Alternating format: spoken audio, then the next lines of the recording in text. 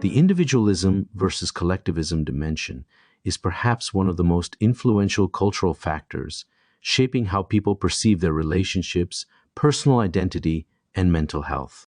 This dimension impacts how individuals see themselves and others, how they process emotions, and what they expect from therapy. At its core, individualism prioritizes the autonomy and independence of the self, while collectivism values interdependence, harmony, and group cohesion. These cultural orientations influence everything from decision-making and emotional expression to conflict resolution and therapeutic goals. How do individualist and collectivist cultures shape identity and self-worth? A key difference between individualist and collectivist cultures is how people define who they are. In individualist cultures, identity is largely defined by personal traits, accomplishments, and choices.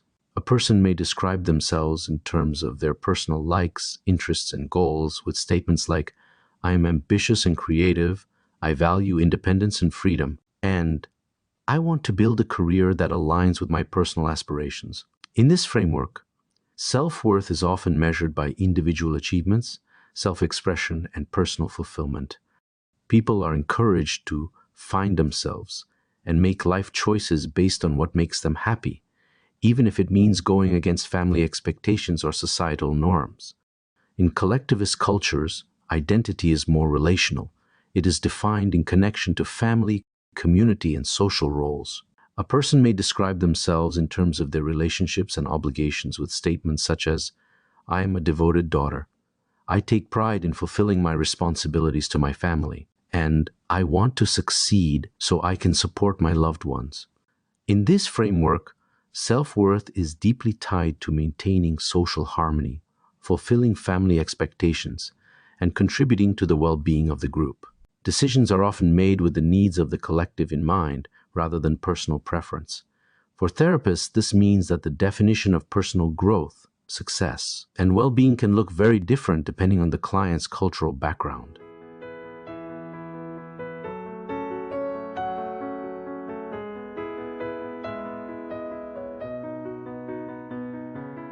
Another major difference is how people navigate relationships and emotional expression. Individualist cultures emphasize direct communication and self-expression. People are encouraged to voice their thoughts and emotions openly, even if it leads to disagreement. Assertiveness and self-advocacy are seen as strengths. In therapy, clients from individualist cultures may expect to explore personal emotions deeply, focusing on self-awareness and emotional authenticity. They may be comfortable discussing their feelings openly, as they see this as an important step toward healing. Collectivist cultures emphasize indirect communication and emotional regulation to maintain harmony. Expressing emotions too openly, especially negative emotions like anger or sadness, may be seen as disruptive or even inappropriate. Instead, people often use subtle cues, context, or nonverbal communication to express their emotions. In therapy, a collectivist client may initially struggle with directly expressing personal distress. They might downplay their struggles or focus on external concerns. For example, they may state, "My family is going through a tough time," instead of "I am feeling overwhelmed." Therapists need to be attuned to these indirect expressions of emotional distress.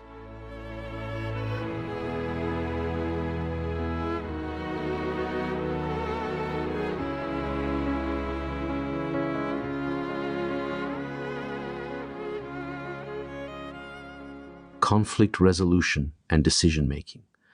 In individualist cultures, conflict is often viewed as a necessary part of personal and professional life. People are encouraged to stand up for themselves, set boundaries, and prioritize their needs.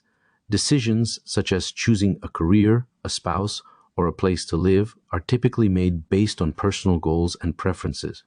In therapy, clients may focus on self-empowerment, learning to assert their needs, making independent choices, and overcoming internal barriers to personal fulfillment. In collectivist cultures, conflict is often avoided to maintain group harmony. Open disagreement, especially with elders or authority figures, may be seen as disrespectful. Decisions are often made collectively, with significant input from family or the community. In therapy, clients may struggle with individual-focused interventions that encourage personal goals over group expectations.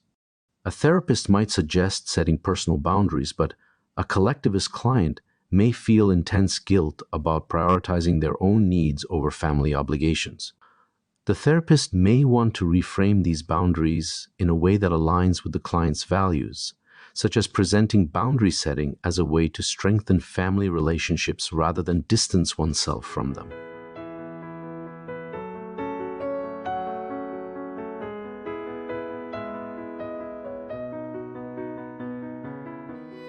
Social support and coping mechanisms.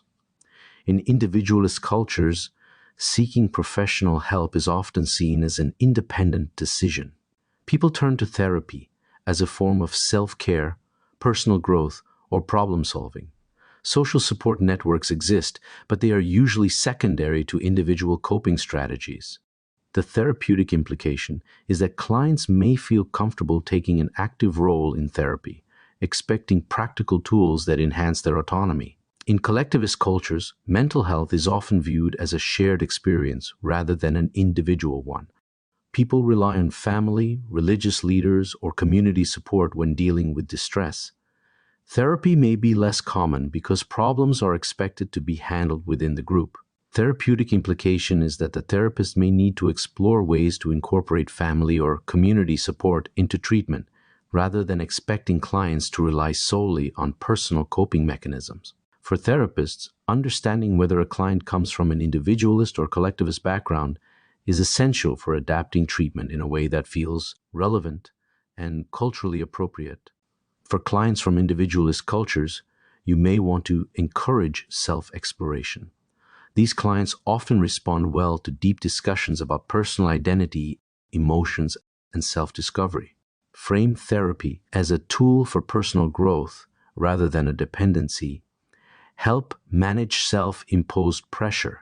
Since these clients often feel solely responsible for their success, therapy can help them develop self-compassion and a balanced perspective on external factors that influence their lives. For clients from collectivist cultures, you would respect family and social obligations. Instead of assuming autonomy is the goal, explore how their roles within the group can be balanced with personal well-being. Use indirect relational language.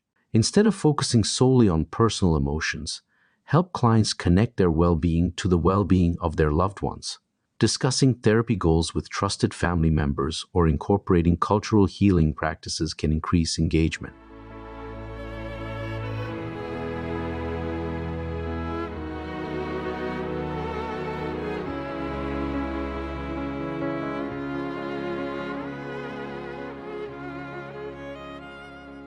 It's important to remember that no culture is purely individualist or collectivist.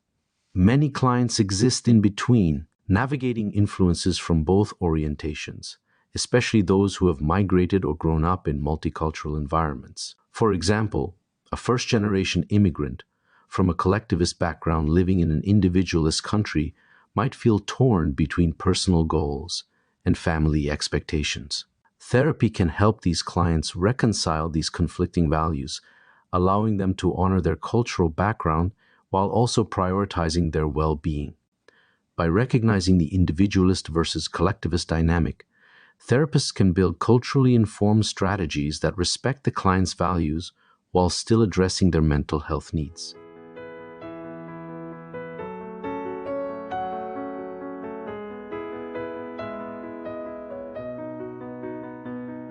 Understanding the individualism versus collectivism dimension is essential for any therapist working in a multicultural context. This cultural lens shapes how clients define themselves, how they navigate relationships, and how they engage with therapy. By adapting therapeutic techniques to align with the client's cultural background, therapists can create more meaningful connections and facilitate real, lasting change. In the next episode, we'll continue exploring Hofstede's cultural dimensions and how they influence mental health outcomes. I hope you'll join me. See you next time.